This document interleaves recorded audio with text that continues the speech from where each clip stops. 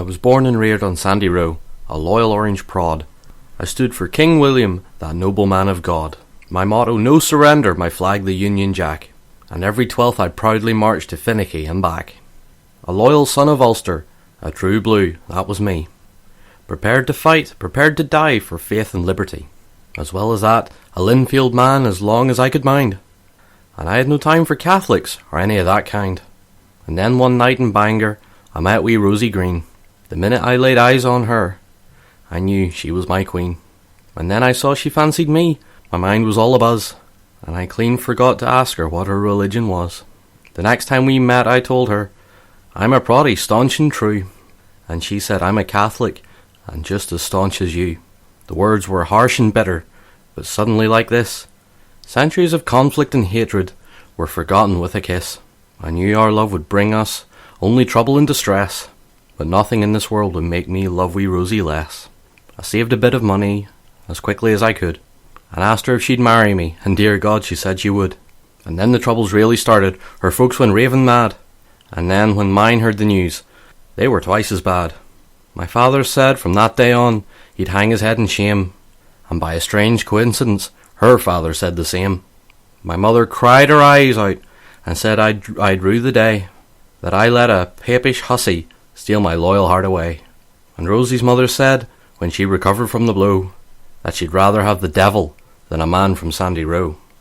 We were married in a Papish church, the other side of town. That's how Rosie wanted it, and I couldn't let her down. But the priest was very nice to me and made me feel at home. I think he pitied both of us. Our families didn't come.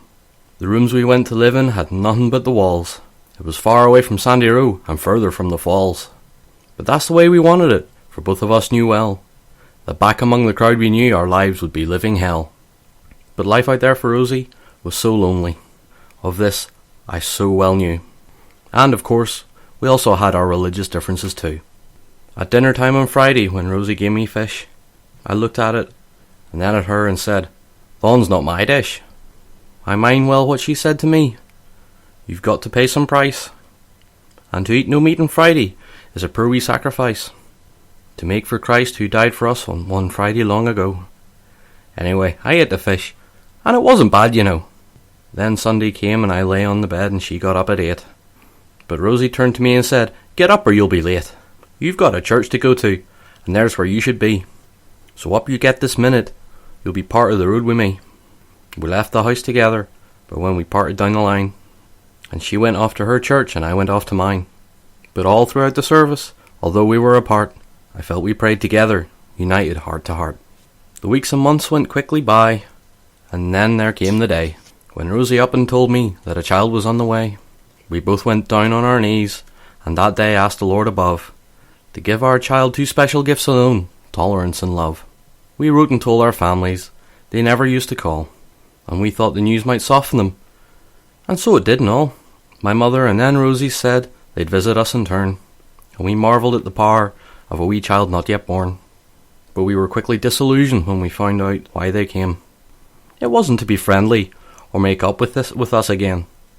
Rosie's mother came to say the child must be RC, and mine said it would have to be a Protestant like me. The rows before the wedding were surely meek and mild, compared with all that rumpus that was raised about the child. From both sides of the family insults and threats were hurled. Oh, what a way to welcome a wee angel into the world.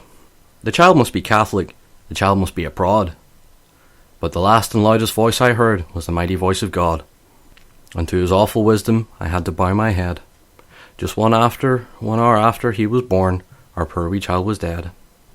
That night I sat by Rosie's side, and just before the dawn, I kissed her as she left me to join our angel son. And my loyal heart was broken within yon lonely walls. Where the hell's the Shankill? Where the hell's the Falls? But that was many years ago. Long years of grief and pain, when I'd have given all I had to see Rosie's face again. But my loneliness is waning now. I'll see her soon, I know.